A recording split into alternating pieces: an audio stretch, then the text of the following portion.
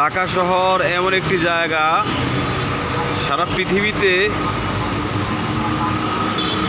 এরকম শহর কম আছে বললেই ধরা যায়। খুব একটা কর্মব্যস্ত শহরের নাম হচ্ছে ঢাকা শহর। যানজট, দূষণ লেগেই থাকে সবসময়।